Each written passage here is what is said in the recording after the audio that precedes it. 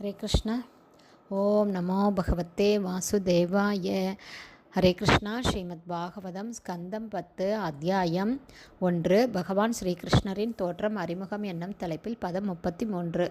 சங்க தூர்ய மிருதங்காஸ்ச நேதுர் துந்துபயக சமம் பிரயாண பரக்ரமே தாத வரவத்வோ சுமங்கலம்.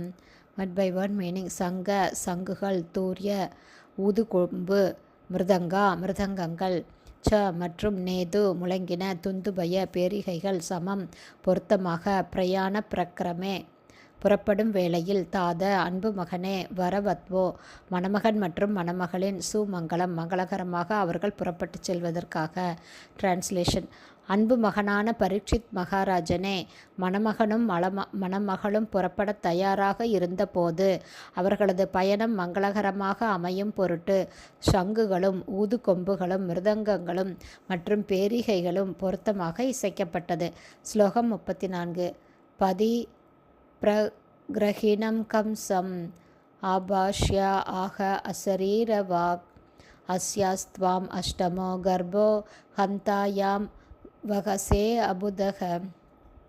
வட் பை வேர்ட் மீனிங். பதி வழியில், பிரகிரகணாம் குதிரைகளின் கடிவாளங்களை பிடித்திருந்த, கம்சனை ஆபாஷ்ய நோக்கி, ஆக கூறியது, அசரீரவாக் அசரீரி அதாவது கண்ணுக்கு புலப்படாத ஒருவரிடமிருந்து வரும் குரலோசை.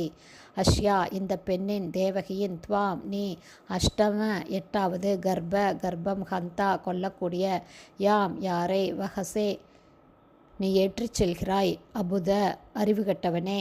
டிரான்ஸ்லேஷன். கம்சன் குதிரைகளின் கடிவாளத்தை பிடித்தபடி தேரை ஓட்டிச் சென்றபோது நடுவழியில் அசரீரியொன்று அவனை நோக்கி பின்வருமாறு கூறியது.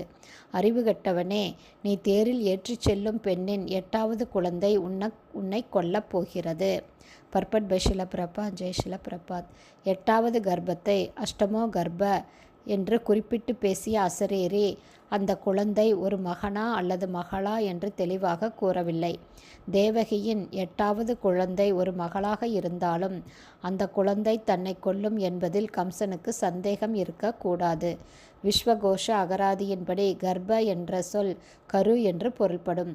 மேலும் அர்பக அல்லது குழந்தை என்று கூட பொருள்படும். கம்சன் தன் தங்கையிடம் அதிக பாசம் கொண்டிருந்தான். எனவேதான் அவளையும் தன் மைத்துனரையும் ஏற்றிக்கொண்டு தேரை ஓட்டிச் செல்ல கம்சனே முன்வந்தான். ஆனால் கம்சன் தேவகியிடம் பாசம் கொண்டிருப்பதை தேவர்கள் விரும்பவில்லை. எனவே கண்ணுக்கு புலப்படாத நிலையில் இருந்தவாறு அவளுக்கு குற்றம் செய்ய கம்சனை அவர்கள் தூண்டினார்கள். மேலும் மரீச்சியின் 6 மகன்கள் தேவகியின் கர்ப்பத்திலிருந்து பிறக்க வேண்டும் என்றும் பிறந்ததும் கம்சனால் கொல்லப்பட்டு முக்தியடைவார்கள் என்றும் சபிக்கப்பட்டிருந்தனர். தன் கர்ப்பத்தில் தோன்றப்போகும் பரமபுருஷ பகவானால் கம்சன் கொல்லப்படுவான் என்பதை அறிந்து தேவகி மிகவும் மகிழ்ந்தாள். வகசே என்னும் சொல்லும் முக்கியத்துவம் வாய்ந்ததாகும். ஏனெனில் கம்சன் தன் எதிரியின் தாயை ஏற்றிச் சென்று வீண் சுமையை விலக்கி வாங்கியதற்காக அசரீரி வாக்கு கம்சனை நிந்தித்தது என்பதை அது குறிப்பிடுகிறது. ஹரே கிருஷ்ணா. ஸ்ரீமத் பாகவதம் ஸ்கந்தம் 10 அத்தியாயம் 1. பகவான் ஸ்ரீகிருஷ்ணரின் தோற்றம் அறிமுகம் என்னும் தலைப்பில் பதங்கள் 33, 34 ஸ்ரீல பக்திவேதாந்த சுவாமி பிரபுபாதாவின் விளக்க உரை இத்துடன் நிறைவடைந்தது. ஹரே கிருஷ்ணா. குருதேவ்க்கு ஜெய். பிரபுபாதுக்கு ஜெய். ஹரிபோல்.